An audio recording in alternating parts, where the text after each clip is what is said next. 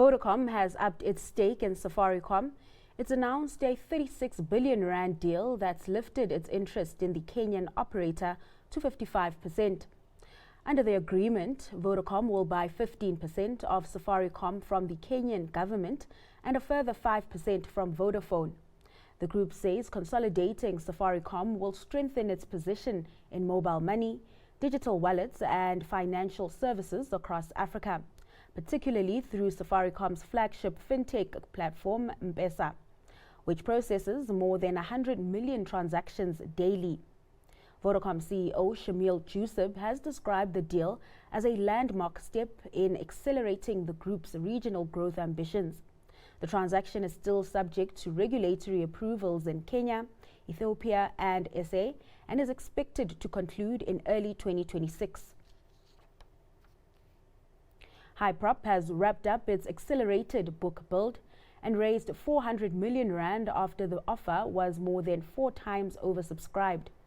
The shares were priced at 54.50 rand each, marking a premium to the company's 30-day average. Hyprop says the strong demand allowed it to increase the size of the raise from the 300 million rand initially targeted.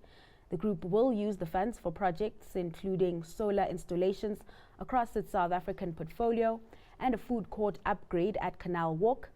Hyprop says the raise will also help position it for potential acquisitions, with surplus proceeds used to reduce debt in the short term. Brimstone is selling a portion of its Oceana stake for roughly 633 million rand.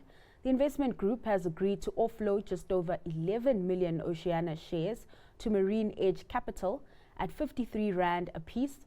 Brimstone says the cash will be used to reduce near-term funding obligations after a strategic portfolio review.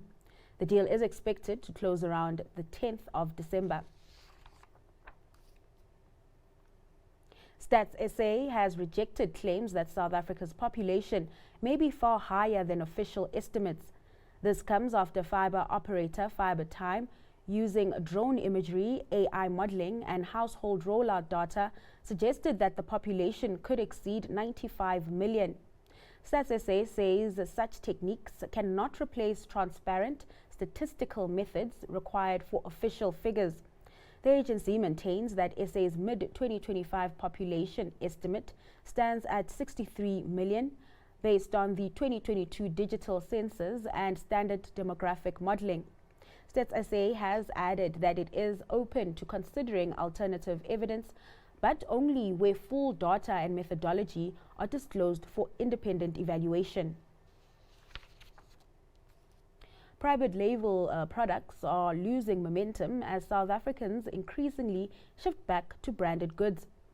NIQ's latest State of the Retail Nation report shows private label sales grew just over 3% in the third quarter. Now that's less than half last year's pace, pushing their share of the fast-moving consumer goods market down to 17.6%. Independent brands, meanwhile, surged more than 10%, suggesting shoppers want value but not necessarily the cheapest option.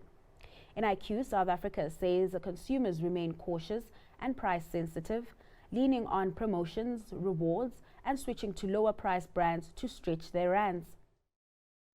Further afield, the EU is preparing to launch an antitrust probe into Meta platforms over its introduction of AI features on WhatsApp, signaling growing regulatory scrutiny of big tech's use of generative AI across major platforms.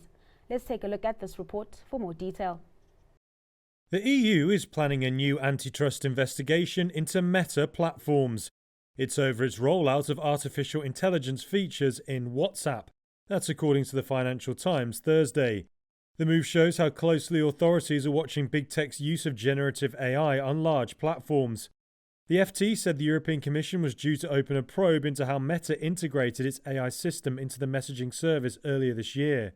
Meta AI is a chatbot and virtual assistant. It's been built into WhatsApp's interface since March this year across European markets. Meta told Reuters it hasn't received details of the probe. It further pointed to an earlier WhatsApp statement from an Italian inquiry, which it called unfounded. Italy's antitrust watchdog opened an investigation in July into allegations Meta used its market power by putting an AI tool into WhatsApp. The probe was expanded in November to see whether Meta further abused its dominance by blocking rival AI chatbots from WhatsApp. The FT reported the Commission is expected to announce the investigation in the coming days, though the timing could change. Meanwhile, Novo Nordisk, the Danish pharmaceutical giant, is set to introduce its blockbuster diabetes drug, Ozempic, in India this month, according to sources, as part of its push to expand in the world's most populous market. Let's take a look. Novo Nordisk will launch its blockbuster diabetes drug, Ozempic, in India this month. That's according to 3 sources familiar with the matter. The Danish drug maker wants to strengthen its foothold in India. It has the second highest number of people with type 2 diabetes after China and rising obesity rates. It makes it a key battleground as drug makers try to grab a share of the country's fast-growing weight loss treatment market. Analysts expect its value to reach $150 billion a year by the end of the decade. Ozempic is a once-weekly injectable approved by the US Food and Drug Administration for type 2 diabetes. The global bestseller is widely used off-label for weight loss due to its appetite-suppressing effects. Novo's Wegovy, which like Ozempic is a semaglutide, is approved for weight loss.